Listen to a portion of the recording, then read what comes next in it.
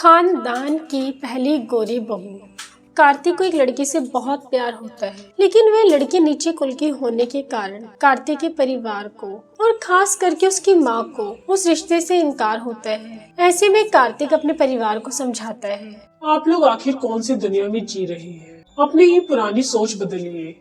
माँ पिताजी, यामिनी एक पढ़ी लिखी लड़की है और आजकल यह ऊंच नीच में आखिर कौन मानता है। और एक बार आप अगर यामिनी को देख लोगे ना तो मना ही नहीं कर पाओगे, क्योंकि वो इतनी खूबसूरत और गोरी है कि हमारे खानदान में ऐसी बहू नहीं मिलेगी। अच्छा बेटा, ये बात है तो ठीक है, हम एक बार लड़की यामिनी से और उसके परिवार से मिल लेते हैं, उसके बाद ही फैसला करेंगे। पर विवाह हमारे समाज का क्या वह लड़की नीच कुल की है?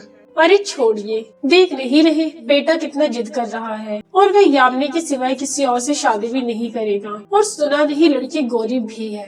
अब परिवार की बातचीत से और सबकी मर्जी से कार्तिक और यामिनी की शादी हो जाती है। यामिनी पढ़ी लिखी भी थी और बहुत गोरी भी थी। शादी के बाद उसकी सुंदरता देखकर कोई नहीं कहता था कि लड़की की जात पात या बिरादरी क्या है। ऐसे तो सास विवाह अपनी बहू की खूबसूरती की कायल ही हो चुकी थी। वह जहाँ भी जाती कहती, हमारी बहू तो बड़ी सुंदर है। ऐसी बहू देखी है क्या? आज तक हमारे पूरे खानदान में दिया लेकर ढूंढते, फिर भी ऐसी बहू नहीं मिलती हमें। अब घर में सास अपनी बहू से मिलवाने के लिए किसी न किसी को रोज रोज ले आती और यामिनी सबकी खातिरदारी में ही लगी रहती। ऐसे में गोरी बहू होने के कारण सास यामिनी को एक शोकेश की खूबसूरत गुड़िया की तरह ही सज धज कर रखना चाहती थी। ऐसे में यामिनी भी सास से खूब चिढ़ने लगी थी, क्योंकि सास तो हर पल उसके पीछे ही लगी रहती। अरे बहू, खाने में जरा हलवा बना देना, तुझे पता ही होगा ना कार्तिक को कितना पसंद है। हाँ ठीक है माँ जी। अरे बहू, पूड़ियाँ धीरे से तलो, कहीं तेल की छींटे गिर गई तो गोरे रंग में काला दाग पड़ जाएगा। अरे बहू, फिर क्या था?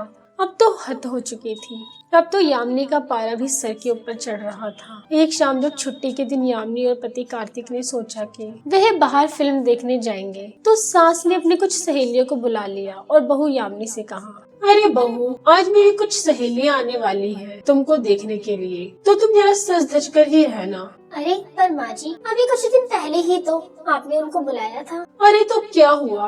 मुझे बड़ा अच्छा लगता है जब वो मेरी बहू राजपूत खानदान की बहू की इतनी तारीफें करती है, और वो सुनने के लिए तो मैं रोज बुलाऊंगी उन्हें। और अच्छा ही तो है, तेरा भी मन लगा रहेगा। पर माँ जी, मैंने और कार्तिक ने आज बाहर फिल्म देखने और खाने पीने का प्लान बनाया था और आपने मेहमानों को बुला लिया। लेकिन बहू, फिल्मों का क्या है, अगली बार चली जाना। यामिनी सास की बात मानकर रुक तो जाती है और फिर मेहमान आते हैं। सबकी खातिरदारी यामिनी अच्छे से करती है। वह रात को जब काफी थककर चैन की सांस लेते हुए कमरे में जाके अपने पति कार्तिक से कुछ प्यार के 2 पल बिताने लगती है, तो सास बाहर से जोर जोर से दरवाजा खटखटाती है। अरे बहू, सुन तो, देखना लंदन से तेरी बुआ सास ने वीडियो कॉल किया है, जरा तू 2-4 बात तो कर ले। अब यामिनी को इतना गुस्सा आया कि उसने मन में ठान ही लिया कि अब वो अपनी सास को सबक सिखाकर रहेगी। या तो वो इस घर में रहेगी या तो उसकी सास। अब यामिनी माँ बेटों के बीच दरार डालनी शुरू करती है। वह एक के बाद एक चाल चलती है। कभी वो पूरे दिन काम का नाटक करके जब पति घर आए तो सास ने बहुत काम करवाया इसलिए वो बीमार पड़ गई है, ये कहती। तो कभी खुद से ही घर में फिसलकर माँ जी ने धक्का दिया, ऐसा कह के वे अपनी सास को बदनाम करने लगी। और एक दिन आखिर में वह अपने पति से कहती है, कार्तिक जी, आपकी माँ ने क्या ठान लिया है कि मेरा गोरा होना उनको इतना खटकता है, या मैं नीचे कुल की हूँ, वो तो पता नहीं क्यों मुझे मार ही डालना चाहती है। क्यों, ऐसा क्या हो गया यामिनी? आज सुबह उन्होंने बाथरूम में करंट के तार खुले छोड़ दिए थे और मुझे करंट लगा और मैं गिर पड़ी। देखिए मेरे गोरे हाथ में कितना बड़ा घाव हो गया। कार्तिक भी अपनी माँ से जाकर कहता है, माँ बस बहुत हो गया। आखिर यामिनी नीचे कुल की है और गोरी है, तो आपको उससे इतनी जलन क्यों हो रही है? अरे पर बेटा, मैंने क्या किया है? मैं तो उल्टा अपनी बहू की तारीफ करते थकती नहीं, और बात उससे जलने की तो मैं भला उससे क्यों जलने लगी। बस बहुत हो गया आपका ये छब बनना। अब मैं अपनी पत्नी यामिनी को लेकर घर छोड़कर जा रहा हूँ। हम अलग रहेंगे, यही ठीक होगा, वरना आप तो यामिनी को मार ही डालेंगे।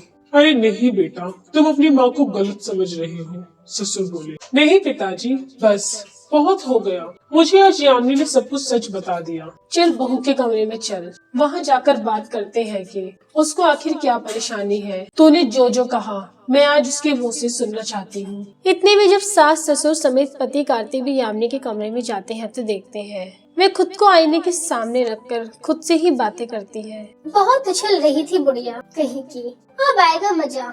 जब से आई हूँ एक पल चैन से जीने नहीं दिया। कभी मेहमान तो कभी उनकी नौकरानी बनाकर उन सबकी खातिरदारी करो, सज धज कर भी रहने को कहती है और काम भी नौकरानियों वाला करवाती है। मेरा गोरा शरीर भी काला होता जा रहा है। अब समझ आएगा उस बुढ़िया को जब खुद का बेटा ही बोलेगा। वे खुद से बात कर रही होती है कि पीछे से कार्तिक और सास ससुर को खड़े देख चौंक जाती है, क्योंकि उन्होंने तो यामिनी की बात सुन ली थी और अब उन्हें सब सच्चाई का पता था। कार्तिक अब अपनी पत्नी से कहता है, अब इस घर से तुम अकेली जाओगी और कोई नहीं जाएगा। इतना बड़ा धोखा। मेरी माँ तो तुमसे इतना प्यार करती थी, तुम्हारी सुंदरता खराब ना हो, तुम्हारी सबसे इतनी तारीफ करती थी। तुम नीचे कुल की हो, फिर भी उन्होंने मेरी खुशी के लिए तुमसे शादी करवाने के लिए तैयार हो गई और तुमने मुझसे ही यह पाप करवाया। ना जाने मैंने तुम्हारी बात मानकर माँ को क्या कुछ नहीं कहा। पति की यह बात सुन यामिनी रोने लगी। वह सास और पति से माफी मांगती है, लेकिन पति नहीं मानता और यामिनी अपने मायके चली जाती है। और कुछ 2 महीने बीतने के बाद आखिर में सास ही समाज के डर से यामिनी को